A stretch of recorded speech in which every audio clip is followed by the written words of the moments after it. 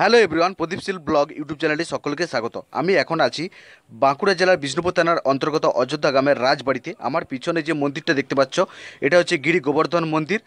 আর এই পাশে মন্দিরগুলো এগুলো হচ্ছে 12টা শিব মন্দির আছে। 1835 সালে জমিদার রাম গোপালের আমলে এই গিরি গোবর্ধন মন্দির নির্মাণ হয়েছিল। এই জমিদার বাড়ি বা রাজবাড়ির পুরো ক্যাম্পাসটা আমি এই ভিডিওর মাধ্যমে তোমাদেরকে দেখানোর চেষ্টা করব। এখানে মন্দিরের যে নকশা, যে কারুকার্য, যে শিল্প নিদর্শন, এই সমস্ত কিছুই আমি তোমাদেরকে এই ভিডিওর মাধ্যমে দেখানোর চেষ্টা করব। তোমরা ভিডিওটা শুরু থেকে একদম শেষ পর্যন্ত দেখতে থাকো। তাহলে চলো শুরু করি। এখন তোমরা দেখতে পাচ্ছ এটা হচ্ছে রাজবাড়ি বা জমিদার বাড়ির মূল গেট, যেটা ভগ্নাবস্থাতেই পড়ে আছে। এই গেটের মধ্যে দিয়ে জমিদার বাড়ি বা রাজবাড়ির অন্দরে যাব। অন্দরের ভিতরে প্রবেশ করে গেছি। এখানে দেখতে পাচ্ছি এগুলো হচ্ছে শিব মন্দির, যেটা এক লাইনে 12টা শিব মন্দির আছে।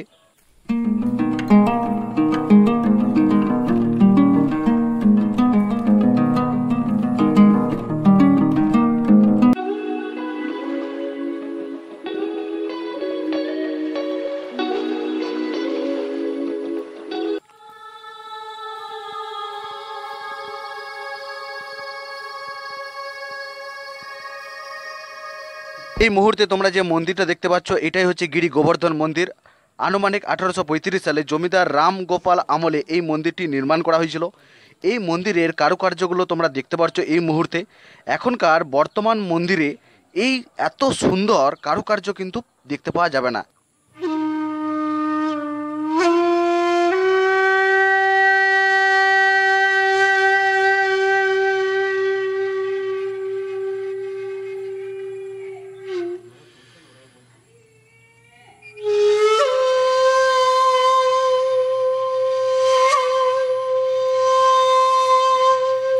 এরপর তোমাদেরকে দেখাবো দেবোত্তরের মধ্যে রাধা দামোদর বংশীগোপালের মন্দির এবং মা দুর্গা মন্দির। এটাই হচ্ছে মা দুর্গা মন্দিরের মূল গেট বা বংশীগোপাল মন্দিরের মূল গেট। এই রাস্তা দিয়ে আমি এখন যাচ্ছি। এই মুহূর্তে যে মন্দিরটা তোমরা দেখতে পাচ্ছ এটা হচ্ছে রাধা দামোদর বংশীগোপালের মন্দির। আর এখন যেহেতু পুরোহিত মশাই নেই, তাই এখানে গেট বন্ধ আছে আর প্রণামী বাক্স সামনেই আছে, আর ভিতরে বংশীগোপাল আছেন। আর এইটা হচ্ছে পুরো মন্দিরের ক্যাম্পাস।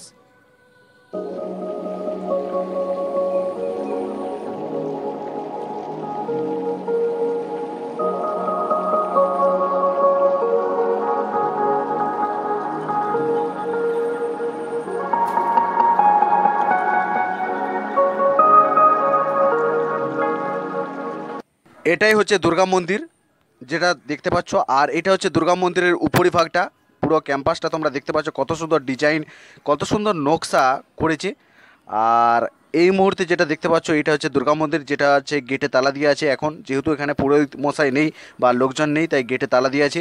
বাবুরা বিভিন্ন জায়গায় চাকরি করে, আর দুর্গা পুজোর সময় সবাই কিন্তু এখানে চলে আসে, এখানে আনন্দ করে, এখানে পুজো আজা হয় বা একটা আনন্দময় জীবন তাদের কাটে।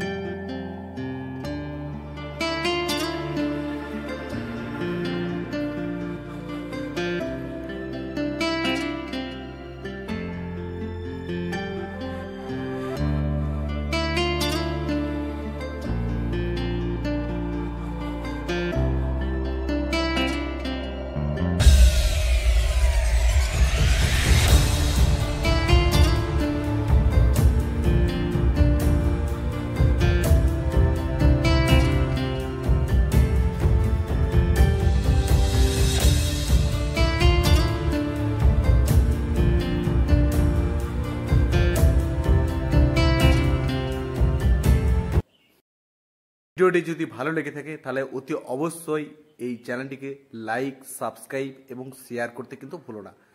আরও নতুন নতুন ব্লগের ভিডিও আস্তে আস্তে এই চ্যানেলে আসবে। তোমরা কন্টিনিউ এই চ্যানেলটিকে ফলো রাখো আর সাবস্ক্রাইব, লাইক করতে কিন্তু ভুলে যেও না। ধন্যবাদ, দেখা হবে পরের ভিডিওতে।